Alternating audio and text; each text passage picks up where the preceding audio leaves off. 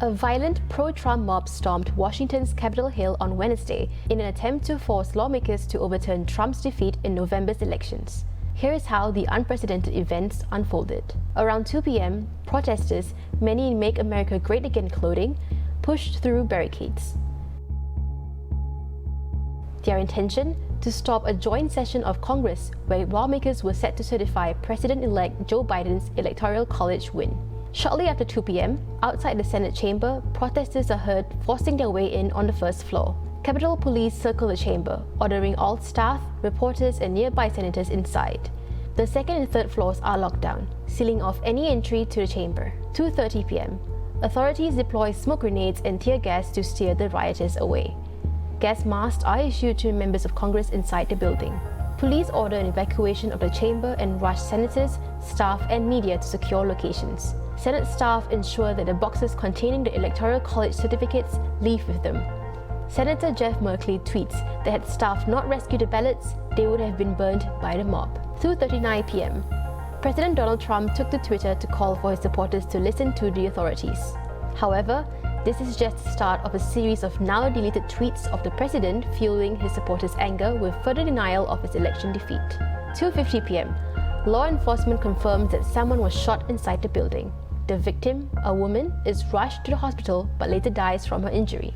3 p.m. Washington's D.C. Mayor Muriel Bowser issues a citywide 12-hour curfew to start at 6 p.m. 3:40 p.m.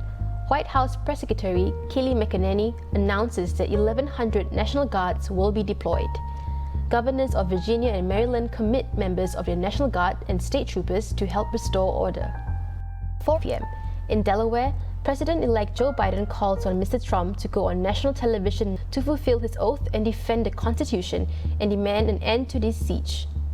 The words of a president matter. 4:17 p.m. Trump posts a video on Twitter calling for the crowds to stand down with the message, "Go home, we love you," while also continuing the false notion that the election was stolen. Twitter and Facebook removed the video. 5:30 p.m. While senators were moved to a hearing room in a building, the Capitol remains occupied by protesters. The protesters piled into the office of Speaker of the House Nancy Pelosi, with one photograph sitting at her desk. 6 p.m. The citywide curfew begins. DC police say that they have recovered 5 firearms, including handguns and long guns. Mayor Muriel Bowser extends public emergency for 15 days in response to Capitol riots. 7 p.m. Twitter locks Donald Trump out of his account for at least 12 hours over repeated and severe violations of its civic integrity policy. 8 p.m. The police clear the area and prepare for the lawmakers to return. While 2 homemade bombs had been found near the Republican and Democratic Party headquarters in downtown Washington, they were rendered safe by police. DC Police Chief Robert Conti announces that 4 people have died during the day's insurrection and 52 arrests have been made. Just after 8 p.m., Congress reconvenes for a joint session to certify Biden's win. After Vice-president Mike Pence resumes the session, lawmakers count and confirm the electoral votes.